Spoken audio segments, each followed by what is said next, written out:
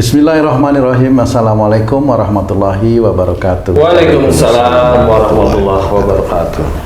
Sahabat beriman dimanapun berada, kita jumpa lagi di Ustadz Danu Official Channel bersama saya Tung dan sahabat saya Bang Jainuddin. Pada kesempatan kali ini kita akan ngaji lagi bersama guru kita semua, Pak Ustadz Danu. Assalamualaikum Pak Ustadz. Waalaikumsalam warahmatullahi wabarakatuh. Amin ya rabbal alamin. Pak Ustadz, begini Pak Ustadz, sebagai seorang muslim kan kita juga pengen ya meningkatkan keimanan dan ketakwaan kita kepada Allah. Salah satunya itu pengen berbuat baik gitu Pak Ustadz. Kalau sholat insya Allah ya sholat lah, kalau sendiri gitu kan tidak ada yang ganggu ya Ji ya. Kalau pengen berbuat baik itu kok rasanya agak gimana, berat gitu ya, terutama sama istri nih Pak Ustadz. Iya, terutama sama istri pengen berbuat baik gitu ya. Beliin apa, sekarang udah beliin itu udah jauh gitu. Paling enggak bicara yang enak gitu ya, enggak ada benturan sama istri sama anak gitu. Saya juga punya pengalaman tuh kalau istri pulang kerja bawa makanan terus ya dicuekin aja. Padahal maksudnya pengen memberikan penghargaan gitu loh, biar dia senang. Oh iya.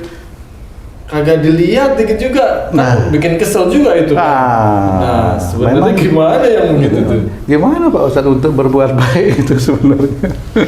Ya, Bismillahirrahmanirrahim. Assalamualaikum warahmatullahi wabarakatuh. Waalaikumsalam. Waalaikumsalam warahmatullahi wabarakatuh. Ya, memang kalau kita sholat mau berjamaah itu bisa khusyuk ya. Kemudian puasa yang paling nggak ganggu sekitar kita kan gitu ya. Masih nyantai lah karena mengganggu hanya cuma masalah makan biasanya begitu. Cuma yang namanya berbuat baik itu kompleks dari mulai kita melihat sesuatu nggak cocok bisa komen itu bisa tidak baik.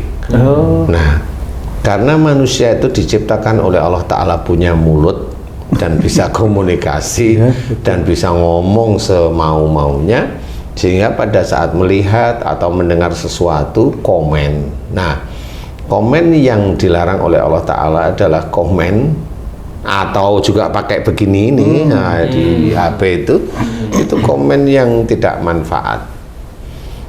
Itu memang dilarang oleh Allah Ta'ala. Nah, ujiannya seseorang yang berbuat baik itu ya lingkungan itu. Ujiannya apa? Ya matanya, ya telinganya, ya mulutnya, ya pikirannya, ya memori dulunya. Loh kok memori ya? Lah iya, kalau inget dulu orang yang nyakitin dia, kan gitu ya.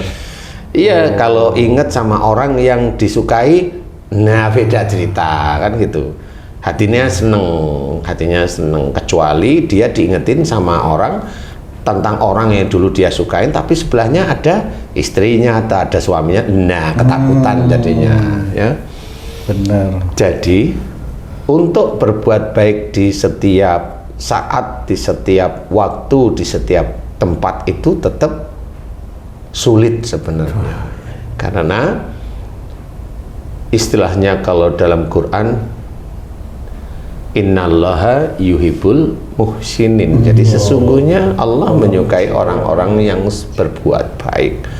Jadi berbuat baik itu tidak hanya cuma bersedekah, berinfak, ya, tapi setelah sedekah, setelah infak itu apa yang dikerjain orang itu? Kalau setelah mengerjakan sedekah sama infak, kemudian dia woro-woro, ngomong, itu berbuat baiknya hilang.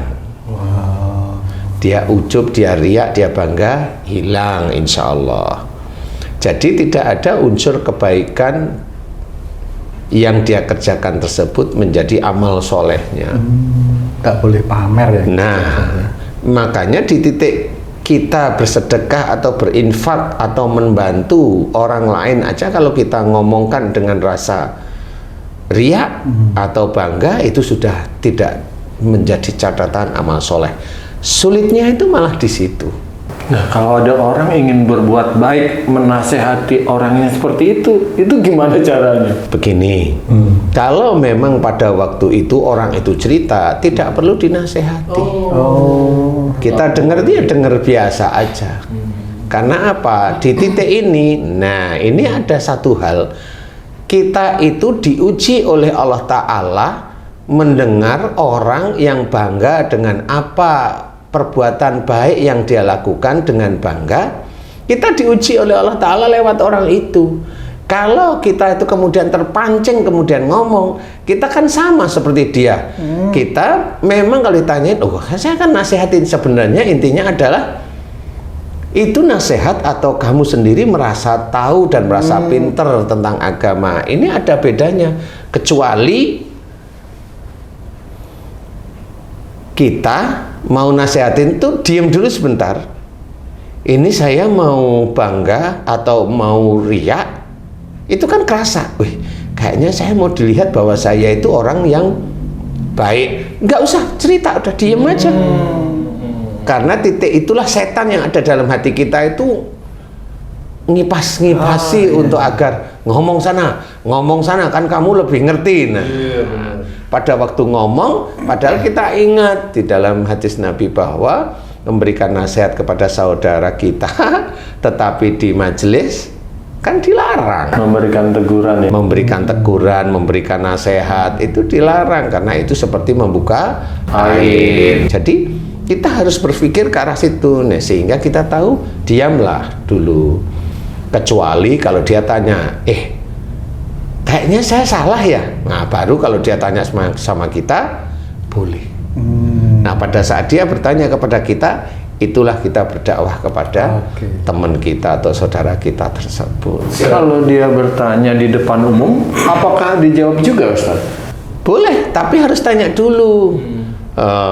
Maaf Pak, nanti kalau aku jawab kamu gimana? Kamu malu apa enggak? Kalau dia jawab enggak, ya monggo. Kan seperti itu. Yang tidak boleh itu kan langsung memberikan teguran atau nasihat, itu yang tidak boleh sebenarnya. Tapi kalau dia enggak ada masalah, siapa tahu nanti bermanfaat bagi kita semua, ya sudah. Kita langsung bismillah bilang yang baik dan tanpa menambah-nambahi biar kita itu lebih pintar, ya enggak perlu lah. Ya sebenarnya bilang bahwa seperti itu dilarang. Nanti kita belajar untuk tidak seperti itu. Sepertinya kita, jadi sepertinya kita yang seperti belajar. Kita itu nanti dia akan tahu, insya Allah seperti itu. Jadi jangan seperti kamu yang begitu itu tidak boleh. Nah, kesannya kan dia yang salah. Tapi kalau kita mau belajar, ya yang seperti itu kita tidak boleh. Itu namanya riya. Oh, berarti diamnya seseorang pada kasus tadi itu termasuk berbuat baik itu Pak Ustadz ya? Dia untuk diri sendiri, karena dia kan harus punya mengerem gitu Pak Ustadz. Harus punya dalil untuk bagaimana saya harus diam, bagaimana saya harus berbicara. Kan nggak bisa asal ngomong, kan nggak bisa. Ya. Kalau mamanya Haji C, mamanya ketemu sama temennya, temen SMP, temen SMP itu nggak taunya dulu pernah deket, sampai sekarang kulitnya masih kenceng, mamanya, kan gitu, cantik lah ya. Kemudian Haji C itu inget, nih kalau aku asal ngomong kayak dulu SMP bubar ini mulut saya. Nah akhirnya cuma banyak diem. Menjaga omongan termasuk berbuat baik ya Pak Ustadz. Jadi banyak banget ya. Lah ya banyak, walaupun itu ketemu temen SMP. Kalau ujian itu, anggap aja ujian, terus kita menahan diri, apakah kita berpahala tuh Ustaz? Insya Allah berpahala. Semua karena itu ada nafsu yang sebenarnya kita tahu bahwa ini temanku masih cantik, kan seperti itu. Terus kemudian mulai ini ada setan kesana kemari, ini udah mau macam-macam nih. Tapi kita hanya cuma bertasbih istighfar, kemudian yang menahan diri ngomong biasa aja. Ustadz, kalau ada orang komen di WA tuh Ustadz ya. Kalau orang yang ngerti, paham dengan agama, tentunya komennya sesuatu yang manfaat. Tapi bagi orang yang kurang paham agama, dia menganggap komennya ini adalah baik buat dirinya, padahal itu adalah tercela. Itu orang yang seperti itu apakah jauh dari hidayah Allah tuh Ustaz? Iya, di titik dia itu komen atau berbicara yang tidak baik, hidayah tidak akan datang. Tapi suatu ketika kalau dia tobat, kemudian dia kembali ke jalan Allah, ya bisa aja hidayah dapat. Jadi kalau titik pada saat dia itu berkomen seperti itu, kemudian ada kebanggaan, ada riya, enggak, hidayah nggak masuk di titik-titik itu. Insya Allah seperti itu. Jadi makanya ujian kita itu apa? Ya ujian kita itu ya mata, ya telinga, ya pikiran, ya mulut, ya hati. Untuk mengerem kita itu melakukan sesuatu yang tidak baik, itu adalah ilmu, yaitu apa yang ada dalam Quran, ya, kemudian dalam hadis Nabi, kemudian dari sunnah-sunnah Rasul yang dikerjakan setiap saat. Itu kan bisa menjadikan cerminan bahwa kita harus mencontoh Rasulullah, dan juga dari guru-guru yang ngasih kajian-kajian yang baik, sehingga itulah rem sebenarnya. Jadi kalau memang kita mau berbuat baik kemudian kesulitan, tidak ada masalah. Yang menjadikan kesulitan itu kan sebenarnya nafsu kita. Kalau mamanya ada orang yang berbuat baik itu gampang, ya udah nggak apa-apa, dia sendiri kan hanya ngomong. Sama seperti kamu sudah ikhlas, sudah gitu. Padahal ikhlas itu kan sulit sebenarnya. Jadi seperti itu. Menuju ke arah surga itu sulit, tidak gampang. Jadi kenapa di Quran banyak diceritakan Allah itu menyukai orang-orang yang selalu berbuat kebaikan, itu banyak ayat-ayat tersebut. Makanya kerjakan ibadah-ibadah wajib, kemudian sunnah, kemudian akhlak yang baik dari Rasulullah kita contoh, karena itu juga sunnah Rasulullah. Sunnah Rasulullah itu termasuk akhlak baik, itu sunnah. Ya, berkata yang baik, menjaga bicara, bukan berarti kita terus diem. Ya, mamanya saya bilang, sariawan itu dari mana? Mamanya, dari kalau bicara itu nyakitin hati orang lain. Dia jarang bicara, dia diem, tapi sariawan nggak pernah sembuh-sembuh. Lah emang dia diem, tapi kalau ngomong nyakitin, kan sama aja. Apa sariawan dengan segala macam sebab, tapi sama tujuannya itu? Insya Allah begitu. Sebab ada yang kegigit, lagi makan kegigit, sariawan. Sama. Nggak mencerminkan penyebabnya, ini nggak ada pengaruhnya? Tetap pengaruh penyebabnya itu. Kegigit itu kan sebenarnya begini sih. Tahu la haula wala quwata illa billah. Kan nggak mungkin ada seseorang sariawan itu tidak ada penyebabnya. Walaupun sariawan itu diizinkan oleh Allah Ta'ala. Kalau kita lihat dari itu jelas Allah mengizinkan. Kemudian kok bisa kegigit sehingga menjadi musibah kecil sariawan? Kan ayatnya jelas, ya. Apa saja musibah menimpa dirimu disebabkan dari buah tanganmu sendiri. Jelas, berarti ada salah. Titik mana salahnya? Kalau momennya kegigit, berarti itu memang cara bicaranya itu juga yang menjadikan tidak nyaman. Kadang-kadang itu bicaranya ada kemarahan. Seperti itu aja. Kadang-kadang sariawan nggak kegigit muncul seperti itu. Itu kepenuhan, marah, omongan tidak enak. Otomatis jadinya. Otomatis.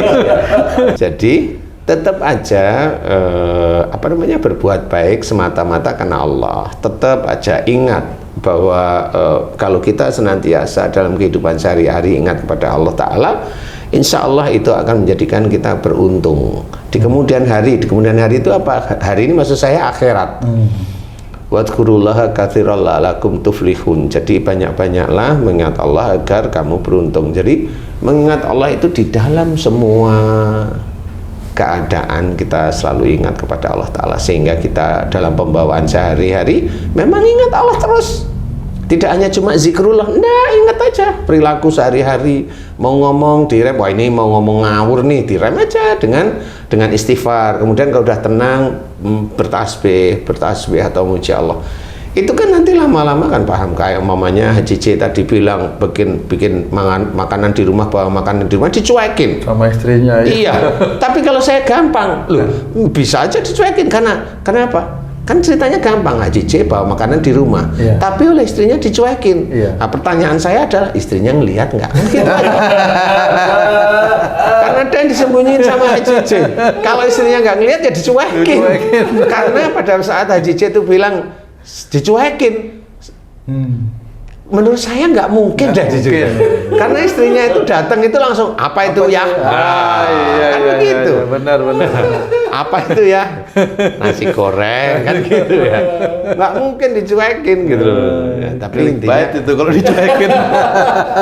Ustaz, kan berbuat baik itu sangat sulit tuh. Salah satunya misalnya sholat itu untuk tepat di awal waktu ada aja godaannya, pekerjaan lah yang harus diselesaikan dan lain-lain. Terus berbuat baik dengan sesama orang, memeliharanya yang sulit. ya benar. Nah, semua kesulitan itu kan tentunya kita tetap memohon kemudahan dari Allah, Ustaz. Biasanya tuh apa yang kita panjatkan pada Allah agar dipermudah untuk menghadapi ujian-ujian untuk berbuat baik, Ustaz? Sebenarnya Allah itu kan maha tahu apa yang ada dalam hati kita.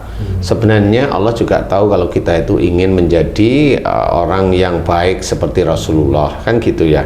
Sehingga nanti tetap akan diberikan ujian-ujian yang ujian itu akan bersinggungan dengan kita, apa yang akan kita lakukan, perbuatan baik apa yang akan kita lakukan. Sebenarnya itu Ujian namanya. itu ujian, tetapi di titik itulah kita itu melakukan suatu kebaikan apapun bentuknya. Jadi mata kita akan bersaksi, telinga kita akan bersaksi, otak kita akan bersaksi, mulut kita juga bersaksi. Nah, itu bersaksi karena apa? Nah, pada saat kita menggunakan di dunia inilah sebenarnya kalau kita tahu bahwa semuanya akan bersaksi, sehingga menjadikan kita itu menjaga semuanya. Jadi kita harus pahami bahwa ujian untuk kita melakukan perbuatan baik itu tidak gampang. Ya, selama kita itu hidup di dunia, ujian itu tetap ada. Jadi kerjakan terus kebaikan demi kebaikan, dan kalau sudah mengerjakan, janganlah kita itu ada ujub atau riya atau bangga. Janganlah kita gembar-gemborkan tentang perbuatan baik kita, karena itu bisa menjadikan cederanya amal soleh kita di hadapan Allah Ta'ala. Jadi nggak perlu perbuatan baik itu kita omongkan, ya. Makanya ada tuntunan kalau kita itu dipuji oleh seseorang, wah kalau saya dulu nggak ditolong oleh Tung, saya nggak bisa. Wah, kalau orang biasa kan langsung gede kepalanya, badannya langsung membesar, kan gitu. Tapi langsung aja jawab kalau begitu, kalau saya itu dulu nggak ditolong sama Pak Tung, saya nggak bisa. Jawab aja walillahilham. Jadi memang harus Allah yang dipuji dan diagungkan, itu hanya Allah, bukan kita. Dan itu harus ngerti bahwa itu hanya Allah. Insya Allah membantu orang lain itu hanya lewat kita aja atau lewat siapa. Jadi hanya lewat aja, semuanya itu Allah Ta'ala. Jadi jangan diaku-aku kebaikan yang sudah kita lakukan itu dari diri kita. Enggak, itu dari Allah, itu dari Allah. Makanya kalau kita mau mengakui itu tetap dari Allah Ta'ala, kita bisa melakukan kebaikan, loh itu juga sama, itu juga berbuat baik itu, ya tuh. Jadi bagaimana kita itu menceritakan kepada teman kita bahwa jangan, wong kita di rumah aja biasa-biasa aja kok, teman itu nggak tanya, kita mah cerita saya dengan istri saya sering berantem, loh kan nggak lucu di situ. Itu kan nggak perlu cerita seperti itu, hanya cuma ingin dikasihani. Kalau udah dikasihani kan nanti kan tuker-tukeran WA kan seperti itu ya. Jadi jangan kita belajar lurus aja sulit. Karena apa? Masuk surga itu sulit, tidak segampang kata orang-orang, tidak segampang. Orang yang berceramah, kelihatan ceramah baik, pada saat dia itu menghadapi kesulitan di dunia, ya pontang-panting bisa. Nggak ada orang yang digampangkan sama Allah Ta'ala. Semakin orang itu mengetahui ilmu agama, semakin dia itu mengerjakan kebaikan semata-mata karena Allah Ta'ala, ujiannya itu juga semakin gigih untuk datang sebenarnya. Dan kita harus menyelesaikan satu-satu ujian. Ujian itu kalau memang selesai, nah kita ada satu, masih aja tugas satu lagi apa? Jangan merasa ujian itu kita yang menyelesaikan. Ya seperti itu. Semuanya Allah yang mengizinkan. Jadi jangan merasa seperti itu. Nah, insya Allah kerjakan yang terbaik dari kebaikan-kebaikan. Ingat Allah terus-menerus. Nah, mudah-mudahan itu akan senantiasa hidayah itu diberikan oleh Allah Ta'ala kepada kita. Amin ya rabbal alamin. Allahu a'lam. Alhamdulillah. terima kasih banyak Pak Ustadz penjelasannya. Sahabat beriman dimanapun berada, sampai di sini perjumpaan kita kali ini. Terima kasih atas perhatiannya. Billahi taufiq wal hidayah. Wassalamualaikum warahmatullahi wabarakatuh. Waalaikumsalam warahmatullahi wabarakatuh. Alhamdulillah. Amin. Alhamdulillah.